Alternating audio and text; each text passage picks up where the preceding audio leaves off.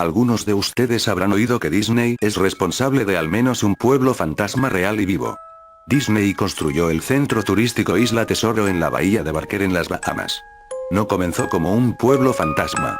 Los cruceros de Disney realmente llegaban al centro y dejaban turistas para que se relajaran a todo lujo. Esto es un hecho, pueden buscarlo. Disney invirtió $30 millones en el lugar, sí, $30 millones. Luego lo abandonaron. Disney culpó a las aguas poco profundas que no permitían a sus barcos navegar adecuadamente, e incluso culpó a los empleados, diciendo que como eran de las Bahamas, eran muy holgazanes como para trabajar en un horario preestablecido. Ahí es donde los argumentos de su historia terminan.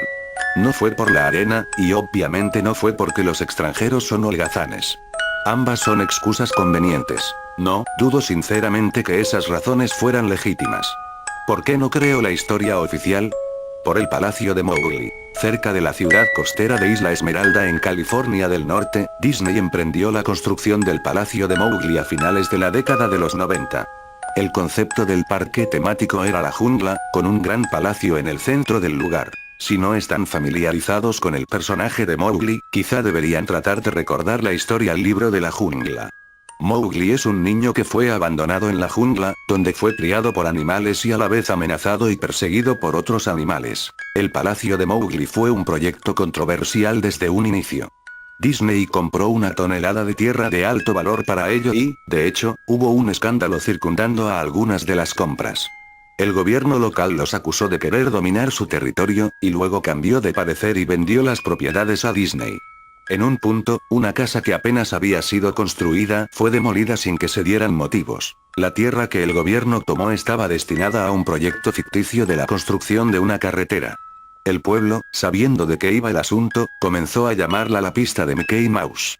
Luego vino el arte conceptual. Un grupo de empleados estirados de Disney convocaron a las personas a una presentación pública. Su intención era venderles la idea de lo lucrativo que sería el proyecto para todos. Cuando mostraron el arte conceptual, ese gigantesco palacio indio rodeado de una jungla, lleno de hombres y mujeres vestidos con taparrabos y equipamiento tribal, baste con decir que todos perdieron la cabeza. Estamos hablando de un enorme palacio indio, jungla y taparrabos no solo en el centro de un área relativamente rica, sino también en un área del sur de los Estados Unidos un tanto xenofóbica. Era una mezcla cuestionable para ese punto de la historia. Pero Disney se apropió de la comunidad y no había nada que se pudiera hacer o decir al respecto. Los medios de comunicación estuvieron en contra del parque desde un comienzo, pero una extraña conexión entre los holdings de los medios de comunicación de Disney y otras instancias locales entró en juego y sus opiniones fueron en dirección opuesta. Como sea, Isla Tesoro, las Bahamas. Disney gastó esos millones y luego partió. Lo mismo sucedió con el Palacio de Mowgli. Las instalaciones estaban terminadas, personas realmente llegaron al parque, las comunidades cercanas se atestaron de tráfico y se produjeron los contratiempos usuales asociados a la afluencia de turistas perdidos e irritados. Luego todo paró. Disney lo clausuró y nadie supo qué demonios pensar. Pero estaban felices por ello.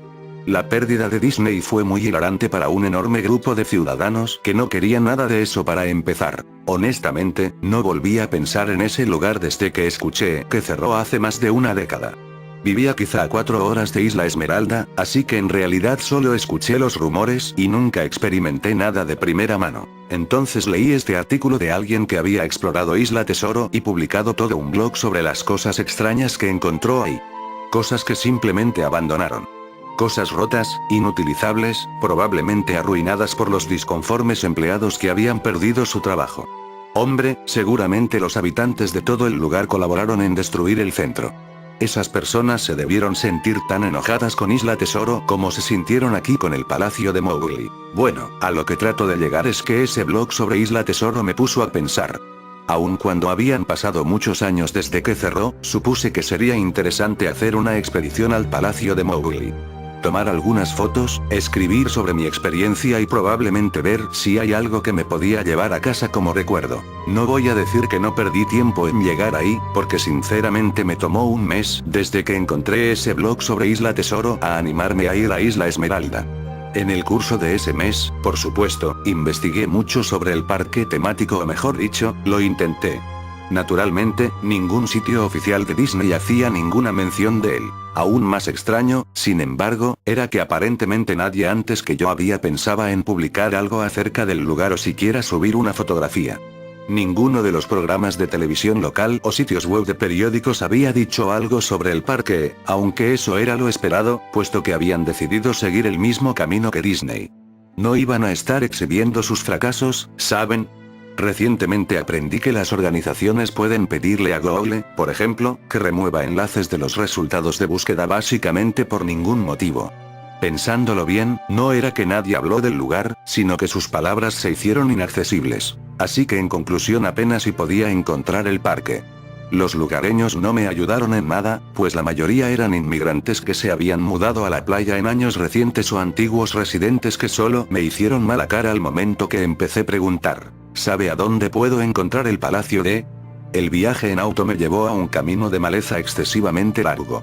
Plantas tropicales habían crecido de manera descontrolada y saturado el área junto con las especies de flora nativas que realmente pertenecían ahí, e intentaban reclamar su tierra. Estaba asombrado cuando llegué a la entrada principal del parque. Era una inmensa puerta monolítica de madera, cuyos soportes en ambos lados parecían como que si se hubiesen extraído directamente de secoyas gigantes. La puerta en sí había sido agujerada en varios lugares por pájaros carpinteros y carcomida desde la base por insectos excavadores. Colgando en la puerta estaba una lámina de metal con letras garabateadas en pintura negra. Abandonado por Disney. Claramente la obra de algún antiguo residente o empleado que quería hacer una pequeña protesta.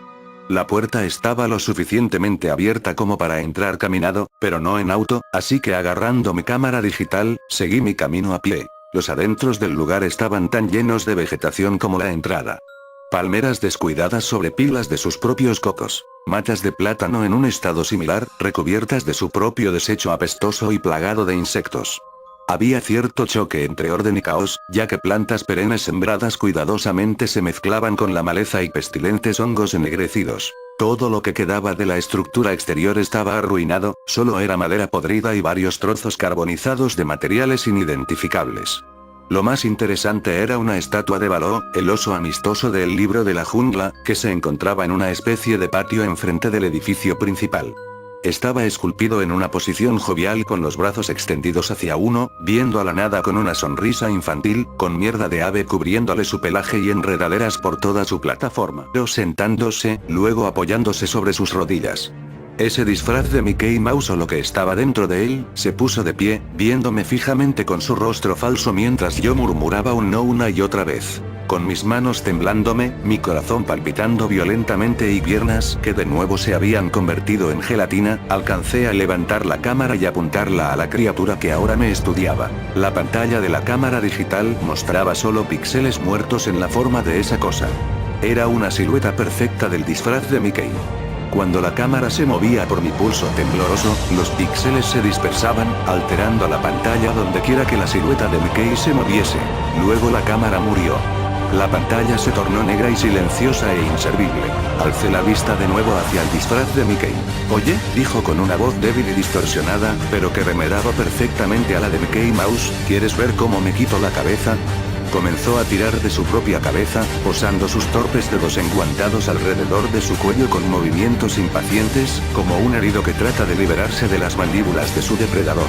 Mientras empujaba con sus manos desde su cuello tanta sangre me di la vuelta, escuchando el enfermizo sonido de prendas y carnes siendo rasgadas. «Solo me interesa salir». Arriba de la entrada del cuarto, vi el último mensaje tallado en el metal. «Abandonado por Dios». Nunca logré sacar las fotos de la cámara. Nunca hice la entrada de blog sobre ello.